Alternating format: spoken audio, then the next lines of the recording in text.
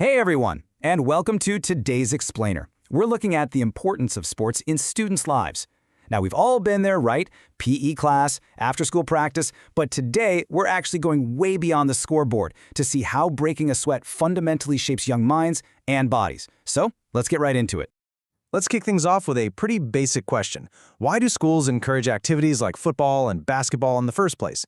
Is it just, a convenient way to burn off all that crazy nervous energy between math and history? Well, actually, there's a highly calculated educational strategy at play here. The source material specifically highlights sports like football, basketball, volleyball, and track and field athletics.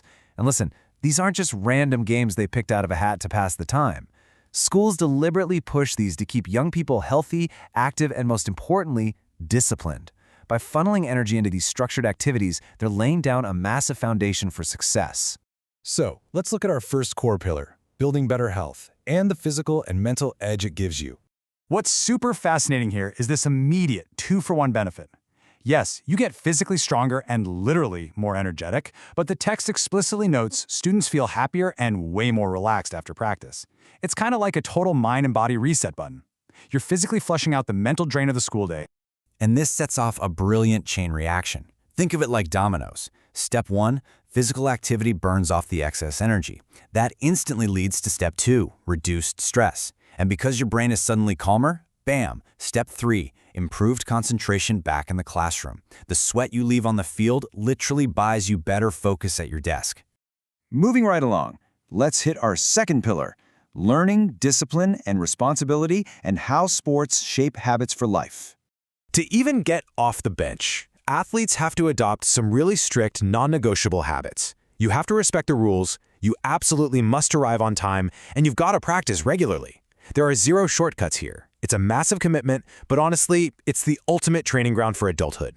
Because, and here's where it gets really cool, what happens on the field doesn't stay on the field. The source draws a direct line between those strict athletic behaviors and off-the-field success in your studies and your personal life. I mean, think about it. The exact same willpower it takes to run sprints at 6 in the morning is what it takes to grind through a study session for a final exam.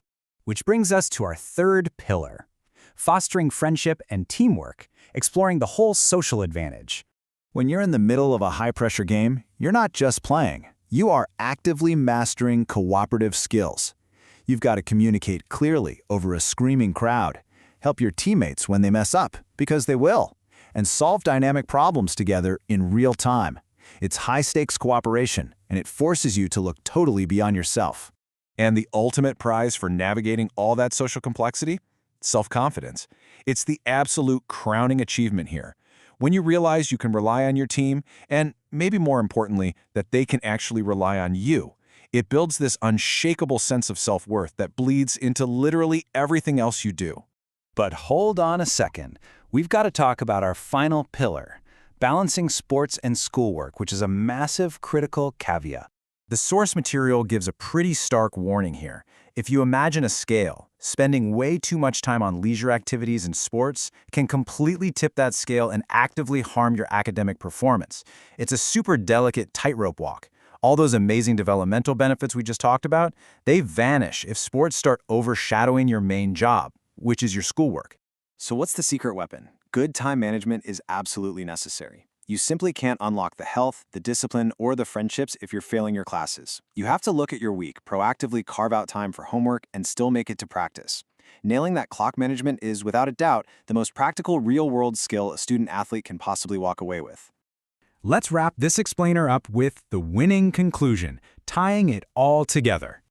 I want to leave you with a real question to chew on. Now that you've seen the absolute blueprint, the better health, the incredible life discipline, the deep friendships, how will you manage your time to actually become a healthier and more successful individual? The roadmap is right there in front of you, but the execution, well, that's entirely up to you. Thanks so much for joining me on this explainer today, and I'll catch you next time.